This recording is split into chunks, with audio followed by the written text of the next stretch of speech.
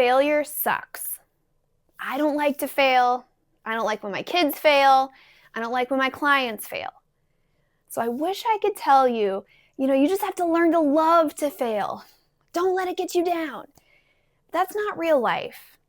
It stings, and there is no getting around that.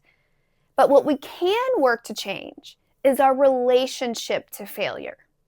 To learn to be comfortable with the uncomfortable feeling of it. Now make sure you listen to the end of this video because I'm going to share a critical step that most people skip. But first, let me tell you a story. One of my favorite follows is a woman named Sarah Blakely. Sarah was listed by Time magazine as one of the 100 most influential people in the world.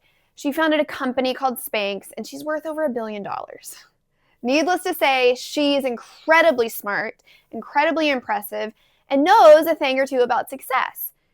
So I heard her tell a story about her dad growing up. She said that when he would come home from work at night and she would come home from school, he used to ask her, "Hey, did you fail at anything today?" And if she said, "Well, actually, yes, I did this one embarrassing thing today," or "this other thing happened that was really bad," or "I made this mistake," he'd give her a high five. He created a culture in their house of celebrating failures. Now think about the kind of message that sends to yourself when you become proud of yourself for your failures and mistakes. Failure sucks. It's hard. And that's exactly why we should be proud of ourselves for putting ourselves in the position to experience failure. Staying comfortable isn't hard.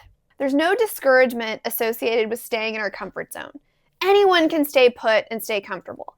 It takes courage and mental strength to put yourself in the position to fail and to get through that feeling time and time and time again. So the next time you strike out or get passed up for that promotion or don't make that team or get another rejection, give yourself a high five. You are one failure closer to your next win. But one more step that's important, and most people skip this step. When you experience failure or discouragement or make a mistake, you have to ask yourself this question. What is one thing I can do that can help get me one step closer to where I want to be? Identify your very next action step. Getting back after it quickly after you experience a setback or a failure is a secret of the highly successful. And this question is like a secret weapon. What is one thing I can do that can help get me one step closer to where I want to be?